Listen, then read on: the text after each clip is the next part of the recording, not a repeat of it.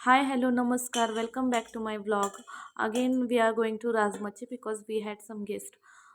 मी हा बघू शकता तुम्ही राजमाचीचा रस्ता कसा आहे. तर मी राजमाचीला चाललेलो कारण आमच्याकडे ऑर्डर होती 3 दिवस लोक जेवणाची. त्यामुळे आम्ही चाललेलो. तर इकडे चिनू मॅडम आणि अथर्व मला मटार सोलून देत आहेत आणि इकडे सासूबाई भाकरी करत आहेत. त्यांनी भाकरी करायला घेतलेल्या आहेत. तर त्यांनी वरण वगैरे केलं होतं. तर मग मी कोबी मटरची भाजी करणार होते. 3 दिवस आम्हाला ऑर्डर होती जेवणाची, फ्रायडे, सॅटर्डे, संडे. तर फ्रायडेला पण होती ऑर्डर दुपारच्या जेवणाची, पण आम्ही गेलो नाही कारण भूमीचा बड्डे होता संध्याकाळी. मग आम्ही बोललो की तो सेलिब्रेट करून नेक्स्ट डे आपण जाऊया. मग सॅटर्डेला आम्ही गेलेलो. फ्रायडेलाच आम्ही भाजी वगैरे घेऊन ठेवली होती अर्धी, आणि मग ते घेऊन वगैरे आम्ही दुसऱ्या दिवशी सॅटर्डेला लवकरच निघालेलो घरातून 8 वाजता. तर तिथे 10 वाजता आम्ही पोचलेलो गावाला. मी इकडं आल्याला पहिलं कोबी कट करायला घेतलं कारण कोबी मटरची भाजी करायची होती मला. मग मी भाजी फोडणीला देत होते आणि एकीकडे सासूबाई भाकरी करत होत्या. इकडे जेवणाची ऑर्डर होती 3 दिवसाची आणि व्हेज जेवणाचीच होती, फक्त नॉनव्हेज नव्हतं. कारण मला व्हेजच बनवता येतं, नॉनव्हेज मी काही बनवत नाही. नॉनव्हेज असले की सासूबाई बनवतात.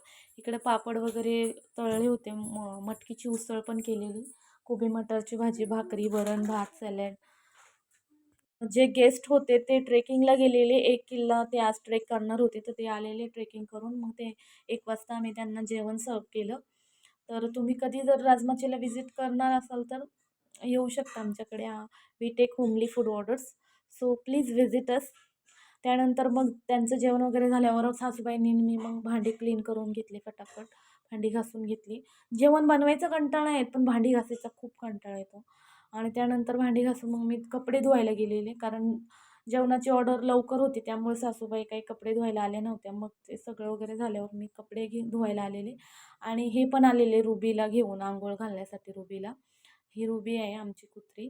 त्यानंतर हे पाला गुरांसाठी, वासरांसाठी यांनी पाला काढलेला भेंडीचा, त्यांना चारा म्हणून. आणि हे इकडे रुबीला आंघोळ घालत होते. आणि मग संध्याकाळी गुरांना हे घरात घेत आहेत. गुरं आमची रानातून आलेली आहेत.